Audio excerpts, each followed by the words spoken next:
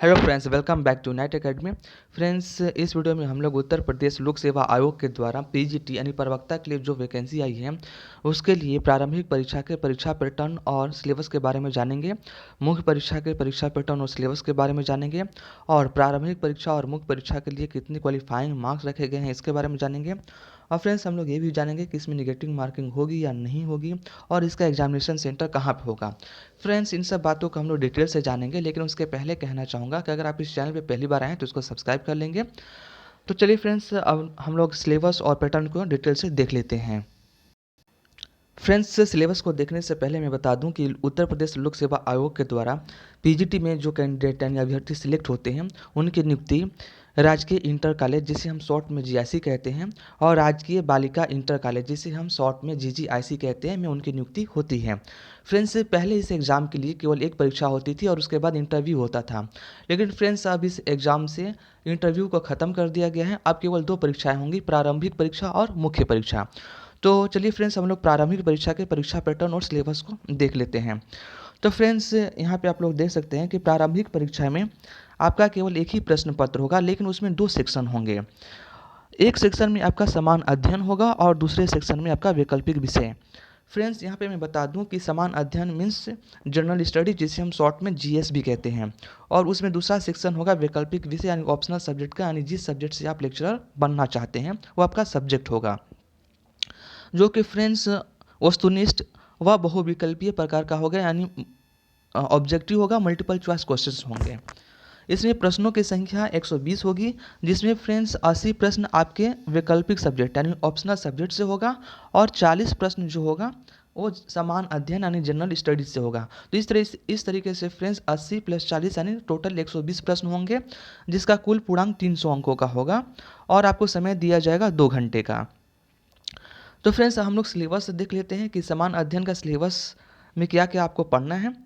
तो फ्रेंड्स, इसमें पढ़ना है, आप लोग यहाँ देख सकते हैं, क्रमांक संख्या 1 में है समान विज्ञान, क्रमांक संख्या 2 में है भारत का इतिहास, क्रमांक संख्या 3 में है भारतीय राष्ट्रीय आंदोलन, और सीरियल नंबर 4 में है भारतीय राजतंत्र अर्थव्यवस्था एवं संस्कृति, पॉइंट 5 में है भारतीय कृषि वाणिज्य एवं व्यापार, पॉइंट 6 में है विश्व भूगोल तथा भारत का भूगोल एवं प्राकृतिक संसाधन, पॉइंट 7 में है अधुनातन राष्ट्रीय एवं अंतर्राष्ट्रीय महत्वपूर्ण घटनाक्रम यानी करंट अफेयर्स हो गया फ्रेंड्स, और पॉइंट 8 में हो गया सामान्य बौद्धिक एवं तार्किक क्षमता।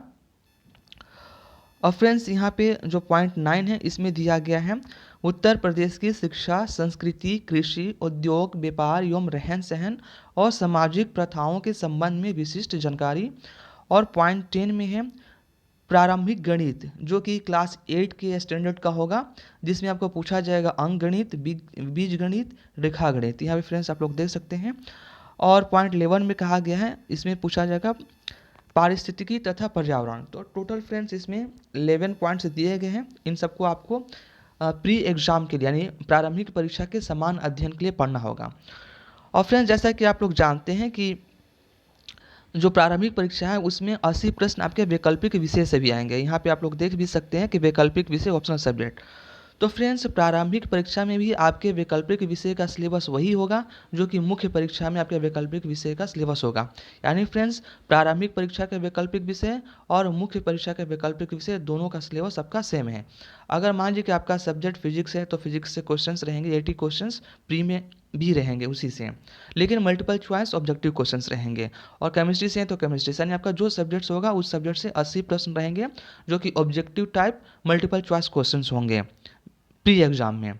और सिलेबस आपका मेंस का ही सिलेबस है आपके ऑप्शनल सब्जेक्ट का। अब फ्रेंड्स, प्री एग्जाम में निगेटिव मार्किंग भी होगी और इसमें आपका क्वालिफाइंग मार्क्स भी रखा गया है, यानी वही कैंडिडेट मेंस एग्जाम के लिए अपीयर हो पाएंगे जो प्रारंभिक परीक्षा में SC/ST कैंडिडेट हैं तो 35% यानी 35%, बाकी दूसरे कैंडिडेट्स के लिए 40% मार्क्स यानी 40% मार्क्स लाना अनिवार्य है, तभी आप प्री एग्जाम क्वालिफाई कर पाएंगे। और फ्रेंड्स, मैं बता दूं कि प्री एग्जाम केवल क्वालिफाइंग नेचर का है, प्री एग्जाम के मार्क्स फाइनल मेरिट में ऐड नहीं किए जाएंगे। तो चलिए फ्रेंड्स, हम लोग देख लेते हैं मुख्य परीक्षा का सिलेबस और इसका एग्जाम पैटर्न के बारे में। तो फ्रेंड्स, यहाँ पे आप लोग स्क्रीन पे देख रहे हैं मुख्य परीक्षा में केवल 2 पेपर होंगे। पहला प्रश्न पत्र होगा सामान्य हिंदी एवं निबंध का, और दूसरा प्रश्न पत्र होगा वैकल्पिक विषय का। और फ्रेंड्स मैं बता दूं कि जो मुख्य परीक्षा यानी मेंस एग्जाम है वह डिस्क्रिप्टिव नेचर का होगा, ऑब्जेक्टिव नहीं होगा, डिस्क्रिप्टिव होगा। तो फ्रेंड्स जो प्रथम प्रश्न पत्र हिंदी का है उसमें 2 सेक्शन होंगे। एक सेक्शन आपका सामान्य हिंदी का होगा, यहाँ पे आप देख सकते हैं, और दूसरा सेक्शन आपका निबंध का होगा, जिसके लिए फ्रेंड्स आपको 2 घंटे का समय दिया जाएगा और टोटल पूर्णांक 100 का होगा।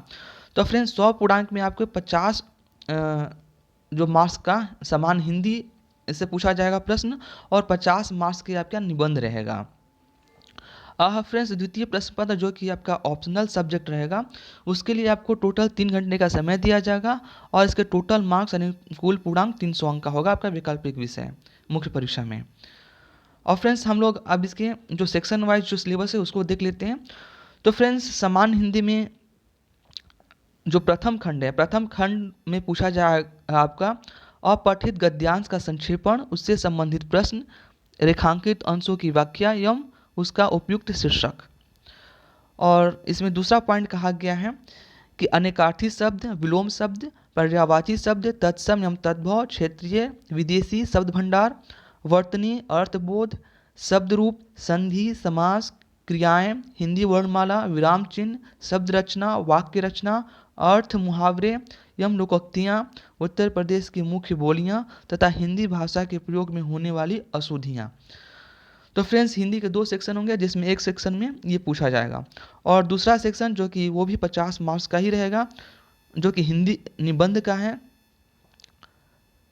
इसमें फ्रेंड्स आपका पूछा जाएगा, इसके अंतर्गत एक खंड होगा, इस खंड में से एक निबंध लिखना होगा। इस निबंध की अधिकतम विस्तार सीमा 1000 शब्द होगी।